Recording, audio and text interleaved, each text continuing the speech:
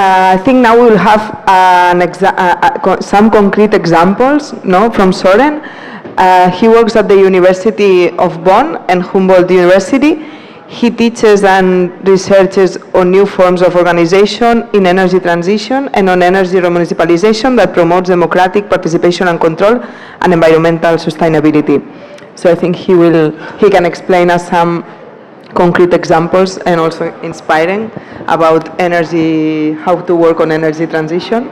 Thank you. Can you all hear me? First of all, I'm a bit sorry for being part of the confusion this morning, but on the other hand, I'm also very glad to speak here generally and now, because I can take up some of the threads that both Satoko and Francine were developing in their talks. And first of all, my talk will be about power. Basically, it is about the question how different initiatives manage to form new ways of reclaiming energy through ownership, through reclaiming property as such.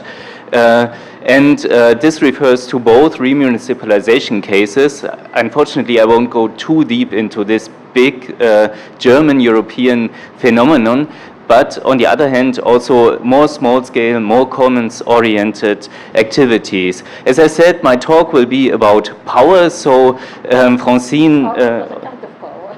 it's another kind of power, exactly, and you ended up with starting about life, and actually, I'm sorry that my presentation will be more about dead matter, infrastructure, but on the other hand, the flowery environment of Manila has inspired me to put something positive into the title. So I will talk about cracks in the European energy system, cracks in this infrastructure system which were constantly and consistently used in order to create something new. So this will be the outline of my presentation. And first of all, to start, when we think energy, and I'm here speaking from a European perspective, we should understand energy as the backbone of industrial capitalism. That for most of you this is not very new, but it means that our energy systems are designed basically to provide reliable, if possible even low cost and generally floating energy to provide production but also reproduction in the spare time. This core significance of this sector has led in the past to an extreme entangling between energy corporations and the state, be these corporations public, private or mixed. So this is what is captured in this term of energopolitics. Energy is at the core of many national development strategies, also in Europe as in outside Europe, and it is building a block of power in its own, which is defined by networks between different actors, players, the state, the administration, the companies, and so on.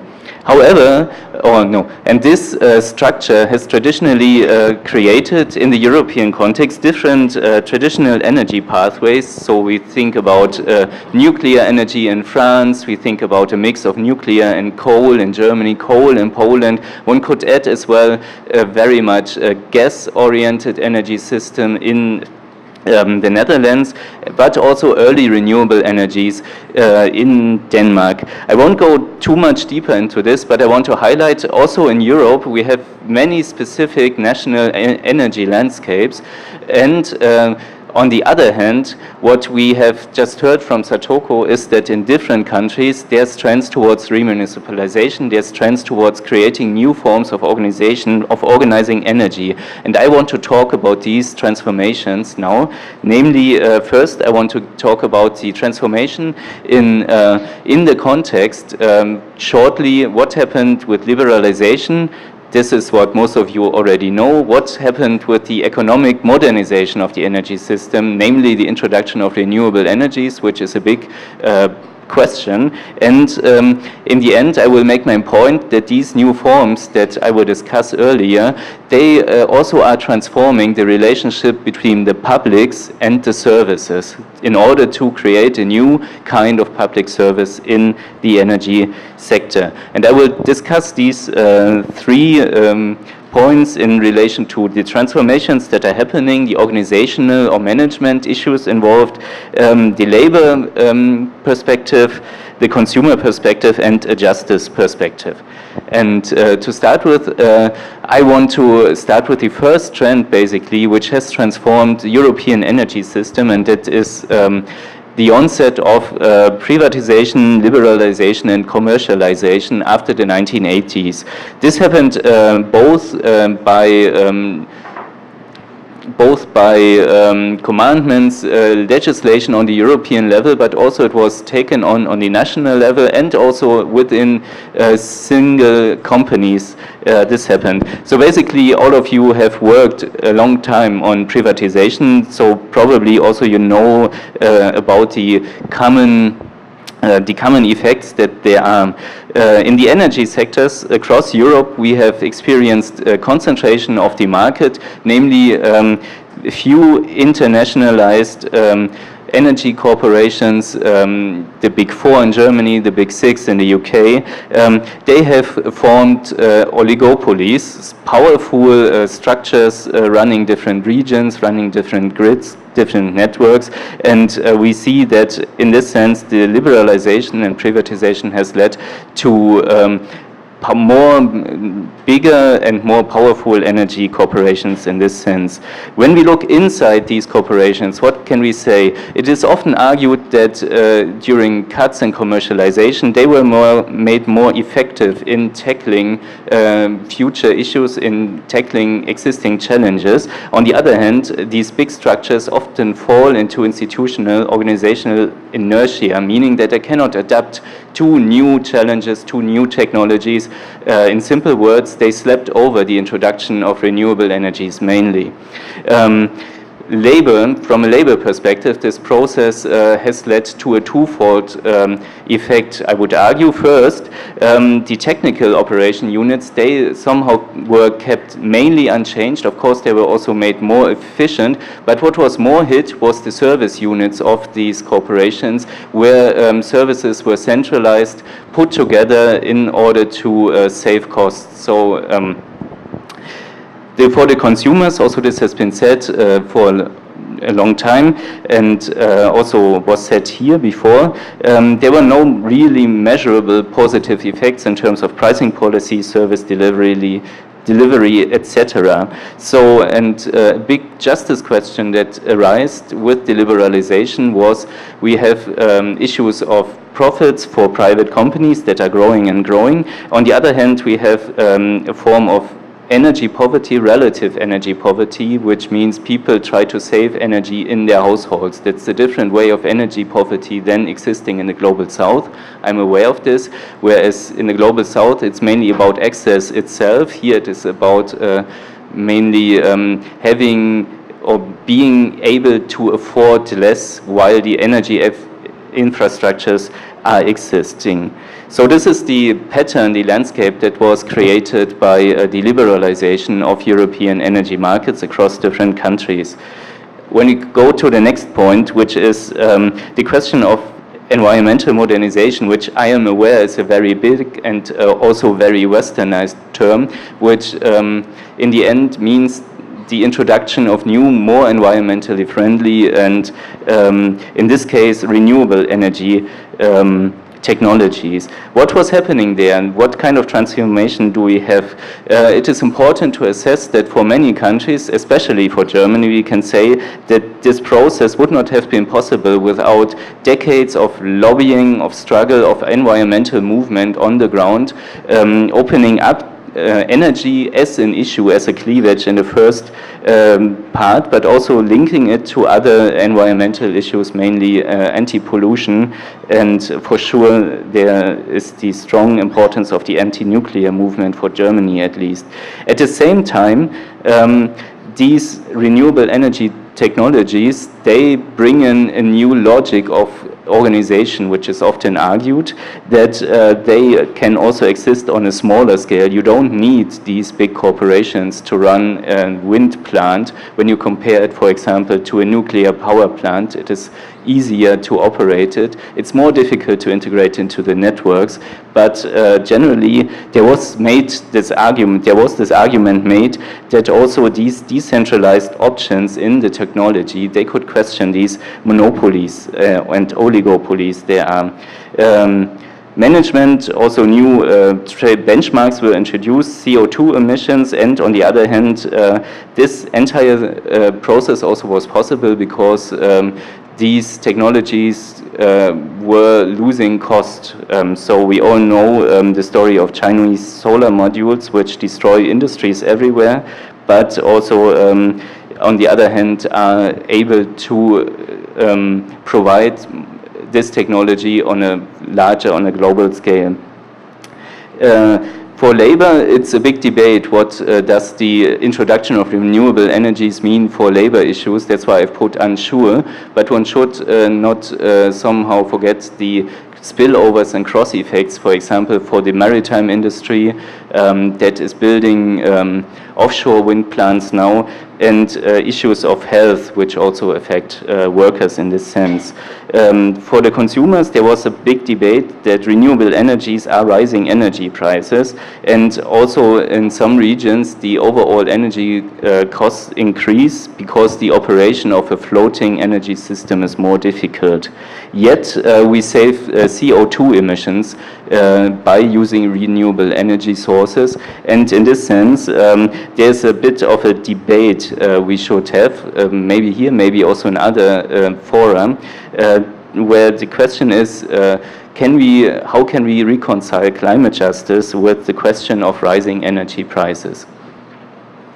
While this brings in a more abstract and broader sketch, now I wanted to use these two inputs to create a kind of background landscape in which these new initiatives I was speaking about are settling and are also flourishing, and even more so, they are trying to overcome some of these contradictions that I have just mentioned. For this, I will look into different kinds of research I have done in the past. An early study was on so-called energy democracy projects, or how we called them to be more scientific, collective and political energy, renewable energy projects. The core idea behind this is that these are projects on a smaller scale that try to use renewable energy in order to solve a certain social problem that there is in a specific place. For example, to create revenue to buy back land in peripheral areas that could be used as a commons, or in order to finance the kindergarten equipment in a rural town in East Germany. So these are the kind of ideas we were looking there, and we found different forms how this can be organized. So first of all, we found cooperatives who run these renewable energy installations collectively. Also, we found the example I've just mentioned of a rural peripheral community. We found that communities, local administrations take on this not in the sense of remunicipalization yet, but in the sense of creating something new with the revenues that are coming from energy. We found projects that produce a north-south exchange, mainly in the sense of providing technology that then can be integrated into social structures, for example, in rural Africa. So this is not so much about exporting knowledge, but it's more about exporting a technology that can be adjusted to certain social contexts in the global south in order to fight hardships of energy access, health, etc.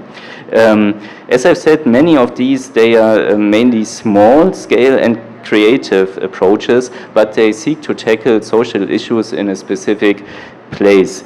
I'm happy to answer more questions about these, but also beyond this small scale, and you can see this study was done in 2013, somehow reality has caught up, and also it has created the other way, these ideas of trying to do energy differently, they also were transformed or transferred to urban spaces and to some major metropolises in Europe I want to talk about now.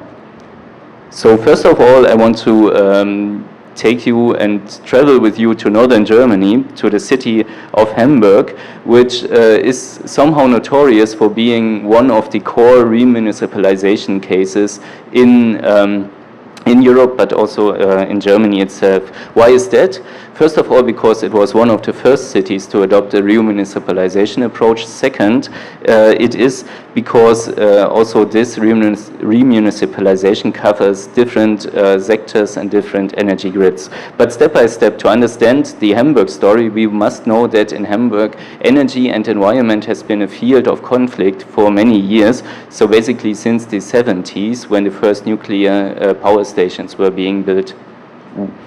And therefore, it is against the background of these struggles about coal and nuclear energy that the Green Party could introduce a new public renewable energy supplier, which is called Hamburg Energy, and it was formed in 2009. And I've taken on these statistics to show you that actually it has accelerated the build-up of renewable energy, both by building both by setting up wind turbines themselves, but also by creating co-investment models with other for example, social services, but also citizens, etc. The other story, which also affected Hamburg and which builds on this, is a referendum which was successful in 2013. So again, we have a referendum strategy here in order to gain a new form of infrastructure organization. And it was successful by claiming a socially just, climate compatible and democratically controlled energy grid, which consists of both, or of the three parts, district heating, gas and electricity, which is remarkable because mainly we only talk about electricity in Germany. So in this case, the state was forced by a referendum and a big social movement campaign, which caused a high degree of polarization, to take back public ownership on these grids. And this was not just one step in a development, but on the other hand, it has set up an institutional anchor for current policies, for example, the installation of a decentralized also partly renewable district heating strategy, which prevents coal power stations to be feeding into the local district heating system, which is a major source of CO2 reductions in this case. And of course, there were new channels of participation opened. Similarly, in Berlin, a referendum happened at the same time, which was not successful, but which was interesting, as it spelled out participatory mechanisms in the sense of different boards, different information duties, etc. I've added this information about these in the little handout I have, you find in your conference material. So for reading into this, you find this.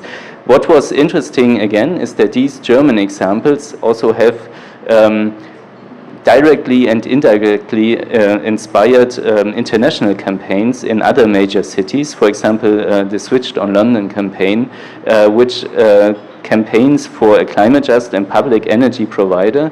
And one background is that one of the key activists there, he was writing his master thesis on the Berlin remunicipalization case. So this was a kind of knowledge spillover which came to London then. And that was more indirectly inspired is the Barcelona campaign, where we also have the setup of a renewable energy provider, which happens now, and an interesting approach to actually institutionalizing advice on what they call energy rights. So again, here the idea of state ownership could open up new pathways of thinking about consuming energy, new pathways about what people should do, how they should access, but also how they can be educated on using energy in an active sense, and how they could be